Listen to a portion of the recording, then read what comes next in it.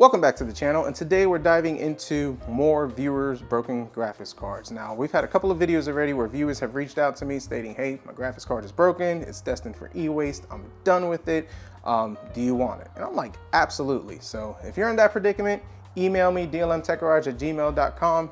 Instead of chucking it out, send it to me, and we'll see what we can do, make a video out of it. Could be interesting. So a viewer reaches out to me, and he's pretty much stated that he was gaming, and while he was gaming, the graphics card the computer completely shut down. So he starts to back up, and when he starts to back up, no display, and he has the VGA light. Could it be a power supply issue? Could it be bad thermal paste? Or could it be the graphics card is done for? Not sure, but we're definitely gonna find out. And in this video, I'm gonna go through all my methods, which I've talked about in other videos. We're gonna see if it worked, and it's very simple and easy. Don't be afraid to try this stuff. Don't be afraid to get in there. Folks, you can't make the graphics card more broken than what it already is. Well, you can, but still, at this point, you got nothing to lose and everything to gain. So let's give it a shot. So on the bench, let's get some light. Nice. Let's take this thing out. Take this box, chuck it. Hopefully there's nothing else in there. Pretty sure there's not. And let's open it up and see what we got. All right, so this is a Sapphire, and I believe it's the Radeon R9 380, and this one is supposed to have the 8 gig flavor of DDR5 memory. Card, released back in 2015. I believe it pulls about 275 watts. Pretty cool graphics card, equivalent to a 1060, so yeah, at least from what I've read. Now, first things first, visual inspections. So taking a look at it, as you can see, a little dusty, not too bad. And visual, okay, maybe there's a lot of dust. There's a bunch, can you get it in there? There's a bunch of dust there, which is fine, that's normal. No signs of it being tampered with. And the most important part, smell test.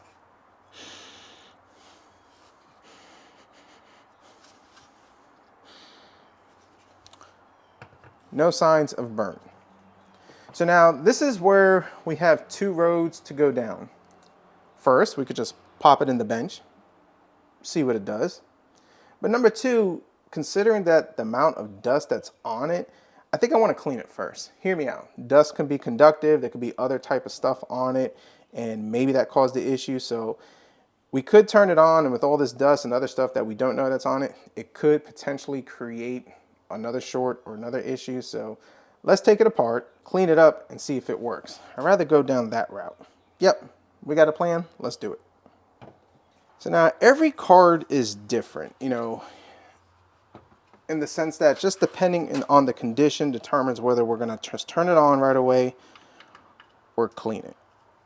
If it's dirty and dusty, this one's not bad, it's not bad. But still, there's a lot of dust compared to the ones that recently came into the garage. They looked really clean, and those were just as simple as popping in. We saw that it worked. We had artifacting. It was bad thermal paste. Another one was a good cleaning. Another one, I think we just had to do a BIOS reset on it, and it just came back to life. But we're going to start with a basic cleaning, nothing fancy. And I've never taken one of these apart, so yeah, we're learning, you know. I'm hoping, probably gonna take out all these screws. Yep, let's do that. Now, typically I use my iFixit toolkit, but this one was right here. It's convenient. An old Craftsman mini screwdriver, made in the USA. All right, let's see if that's enough to separate her. I think we got more we gotta take apart up here, so. Got two there. Let's just take as much as we can apart. When it comes to taking apart graphics cards, honestly, we don't want to force anything. If it's not coming apart easily, just nice and easy, see what it's doing. Because if you start forcing things, you can break things and create more issues, and we don't want that. Now, the thermal paste and thermal pads, they do stick, and it creates a bond that will make you feel very uncomfortable when you start prying it. But if it's not, you know, going like this one is, just nice and easy. Might have to take these off. Let's do that.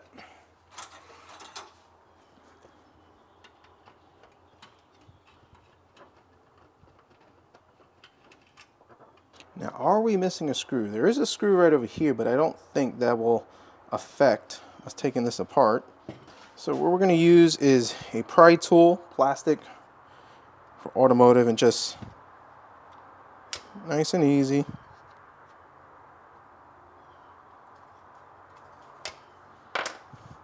We're just trying to break that bond.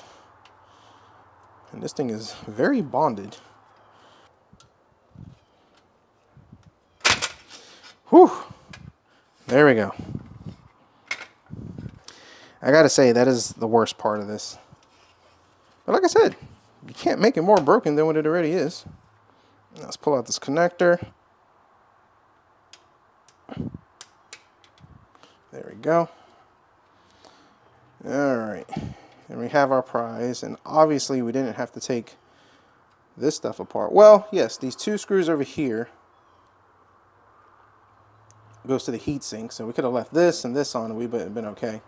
We have one broken thermal pad, which we're just going to gently remove. And when you're in the process of testing and trying to diagnose, we do want to save these because you don't want to replace these and then the car doesn't work. So as far as our thermal paste, she's dried up pretty good.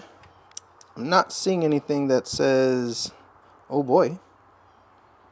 Just a little dirty and crusty. Let's take out the screw right over here. That way we can take off the back plate and take a look at the back.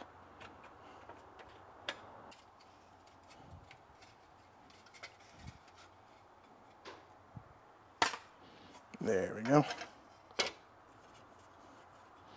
And let's see what's going on back here.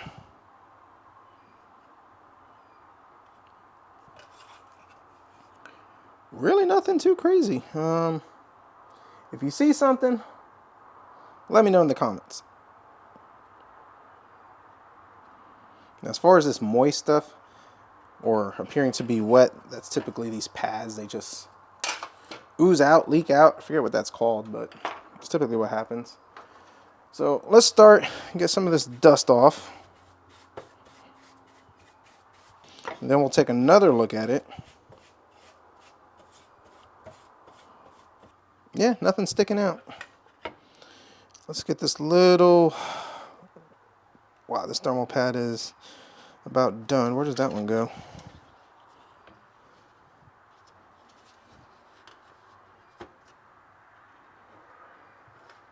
See if we could try to save this. There we go.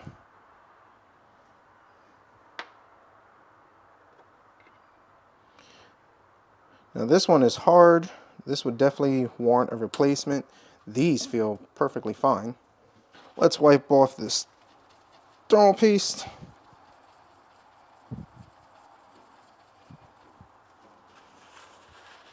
Or really what's left of it. Now this stuff around the side, you really don't have to take the stuff off, but we're going to clean this with some isopropyl alcohol and a soft bristle toothbrush. And if it gets there, it starts getting a mess. So, nice and easy.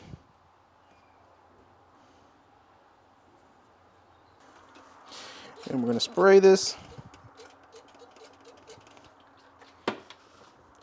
Give it a good clean. Nice and easy. And the key to doing this part, after you're done, let it dry. I take one of those air dusters, I blow it out, and I let this sit for about 20, maybe 30 minutes, and usually pretty good. Now the alcohol does evaporate, but this is not 100% alcohol, so play it safe. And I'm not applying pressure on this. All I'm doing is just moving the brush up and down. You do not want to apply pressure because you could pop something off, create some damage on it. So nice and easy, folks.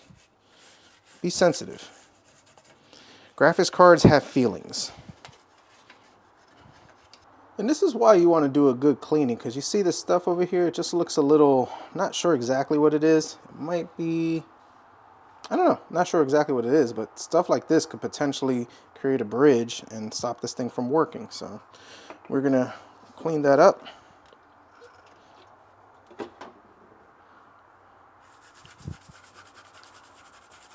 And make sure you clean your toothbrush as you go. You don't want to just keep wiping this dirt all over the place. Another thing to clean too is don't forget these connectors right over here.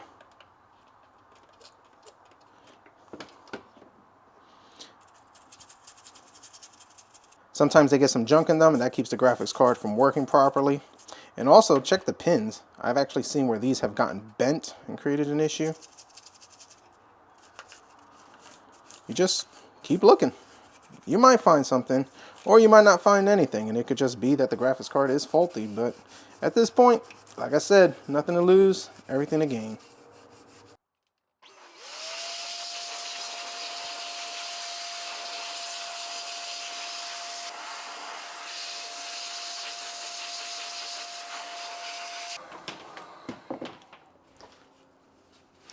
Good as new. So I'm gonna let this sit for a little bit and we're gonna work on the cooler.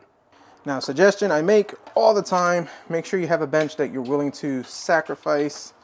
Unfortunately, this is all I have right now. I have sold most of my older stuff. I actually had an i7 4th gen that I was using for a while for testing, but yeah, somebody needed a cheap computer and that worked for them, and easy money. This one's a Ryzen 7 5700. It's actually a pretty decent system.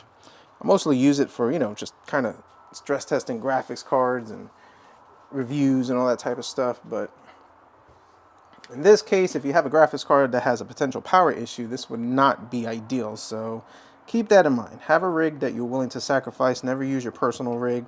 I actually have a video where I popped in a graphics card and it gave me the, smoke. That was not fun. And another thing too to keep in mind is make sure your test rig is good. I've had this happen where I've gone to test things just to find out that my test rig was faulty. So also another suggestion. And another one too, if you're gonna have a test rig, make sure you have a power supply with enough beans. This one is a 1200 watt, I think it's 1200 watt from Be Quiet. So you want to make sure that you have enough to power it up. You don't want to use a cheap one that might not get the job done. So good power supply, test rig that you're willing to sacrifice. And that's kind of the way to do it. And if not, then I guess you got to use your main rig, but either way, just take precautions. Here goes nothing.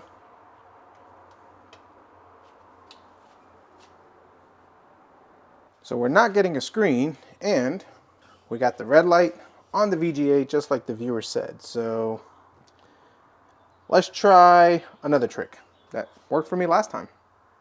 So now a trick that seemed to work, and a viewer kind of explained it to me, which makes sense, is that when you're swapping graphics cards, especially like on this rig, I swap graphics cards a lot, you typically run into the issue where the BIOS just don't like that. So I've always done this for years. This seems to work. Reset the BIOS. So what we're going to go ahead and do, right over here, we're going to jump these two pins, give it a couple of seconds, and that resets the BIOS.